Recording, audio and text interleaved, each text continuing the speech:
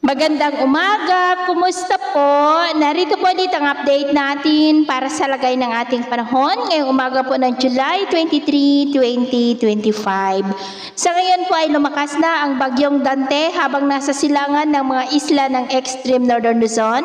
About 989 km east ng Basco, Batanes, nataglay ang lakas ng hangin na umaabot po sa 65 km per hour. Nasa tropical storm category na po yan.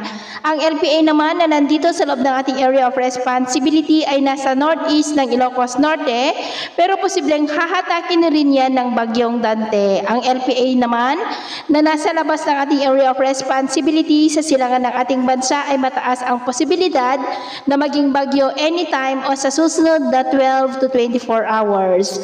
Ang bagyong Dante ay posibleng lalabas na sa ating area of responsibility bukas ng gabi o Biyernes ng madaling araw. Pero ang kasunod ditong bagyo na nasa silangan sa labas ng PAR ay susunod naman na manghahatak at magpapalakas ng habagat at posibleng maging mas malakas ito na bagyo kaysa kay bagyong Dante. Kaya kahit palayo na yan ay patuloy pa rin na manghahatak ng habagat hanggang po sa susunod na linggo na magdudulot ng maulan pa rin na panahon dito po sa ilang bahagi ng ating bansa. At sa lagay ng ating panahon ngayong madaling araw, dahil kay bagyong Dante ay may mga isolated rains na sa Batanes, Babuyan Islands, ilang bahagi ng Cagayan. At dahil naman sa habagat ay may mga isolated rains sa may Central Luzon, Metro Manila, Calabarzon, Bicol Region, Mindoro Provinces, Coron, Marinduque, Romblon, Northern Palawan, ilang bahagi ng Cordillera, Nueva Vizcaya, Panay Island, Negros, ilang bahagi ng Leyte at Samar Provinces. At mamaya ay sisikat naman po ang araw sa malaking bahagi ng bansa, lalo na dyan sa may Mindanao.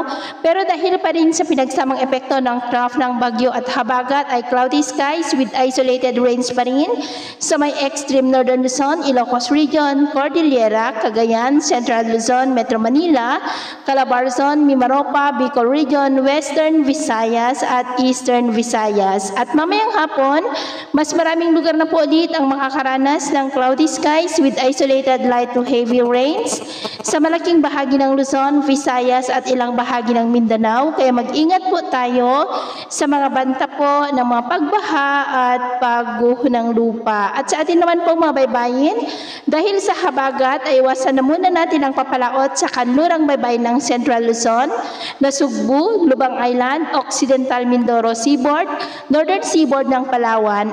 At dahil naman sa bagyo ay iwasan na muna natin ang papalaot sa mga baybayin ng Batanes dahil ang mga alon dyan ay posible po na aabot hanggang sa 2.1 to 2.6 meters height. Kaya hanggat maari ay iwasan na muna natin ang papalaot dyan sa mga may kulay pula para mas makaiwas sa mga sakunang pangkaragatan. So ito lang latest update natin sa araw na ito.